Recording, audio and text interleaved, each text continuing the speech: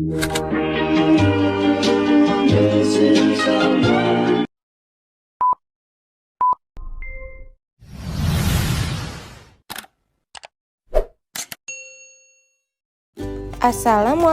warahmatullahi wabarakatuh. Bertemu lagi di pelajaran Pendidikan Agama Islam dan Budi Pekerti kelas 4. Sebelum mulai belajar, mari kita baca doa sebelum belajar. Bismillahirrahmanirrahim. Rabbi zidni ilman warzuqni fahman. Hari ini kita masuk pelajaran 4, bagian 1 tentang mengenal arti bersih dan sehat. Selamat menyimak. Pelajaran 4, bersih itu sehat. Ini adalah judulnya ya, mengenal arti bersih dan sehat. Bersih itu artinya bebas dari kotoran. Sedangkan suci artinya bebas dari najis. Jadi antara bersih dengan suci berbeda ya. Kalau bersih tidak selalu suci, dan kalau suci sudah pasti bersih. Contohnya kita mandi, itu adalah untuk membersihkan kotoran ataupun menyucikan badan. Lalu perbedaan antara hadas dengan najis apa?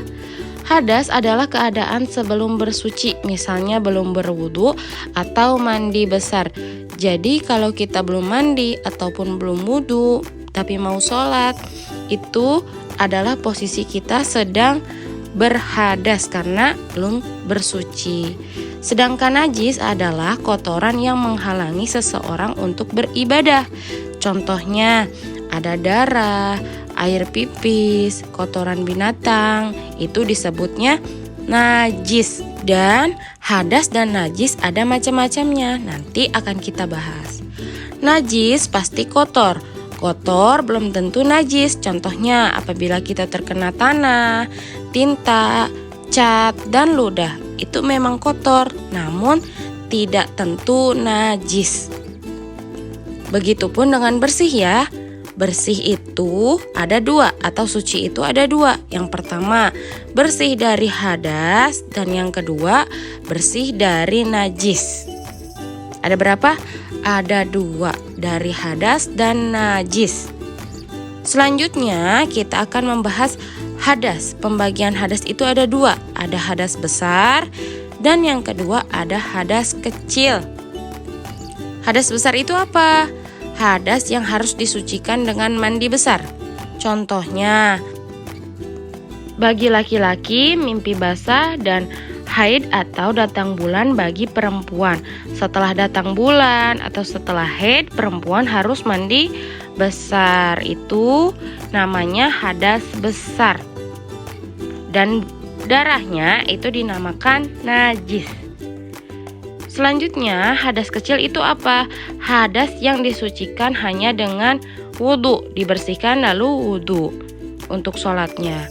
Contohnya seperti BAK, buang air kecil, BAB, buang air besar, kentut, dan yang membatalkan wudu. Apabila kita kentut atau pipis dan mau sholat, dibersihkan lalu tinggal wudu, tidak perlu mandi besar.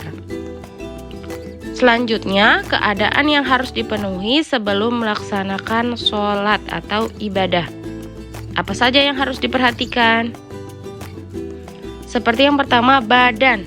Badan orang yang sholat itu harus bersih, suci, agar sholatnya terhitung menjadi sah. Yang kedua, pakaian. Pakaian yang dipakai juga harus bersih dan suci dari kotoran ataupun najis dan hadas. Yang ketiga adalah tempat atau seluas sejadah. Sejadahnya juga harus suci, bersih, tidak ada kotoran yang menempel seluas sejadah. Lalu bagaimana cara membersihkan najis? Tadi sudah hadas, sekarang kita membahas najis. Najis itu terbagi menjadi 3. Ada najis ringan. Contoh najis ringan adalah pipis bayi laki-laki yang kurang umurnya dari 2 tahun. Cara mensucikannya adalah cukup dibersihkan saja airnya ke atas dari pipis tersebut. Jadi dipercik-percikan saja ya air pipisnya dengan air. Yang kedua, najis sedang. Dibersihkan dengan air sampai kotorannya hilang. Contohnya itu seperti kotoran manusia ataupun hewan, dibersihkan kotorannya lalu disiram dengan air, dibersihkan dengan air. Yang ketiga ada najis berat, contohnya jilatan anjing dan babi. Dibersihkannya dengan air sebanyak 7 kali dan salah satunya menggunakan tanah. Jadi 6 kali dengan air, 1 kalinya dengan tanah. Jumlahnya jadi 7. Selanjutnya, cara membersihkan tubuh setelah keluar dari kamar mandi atau WC.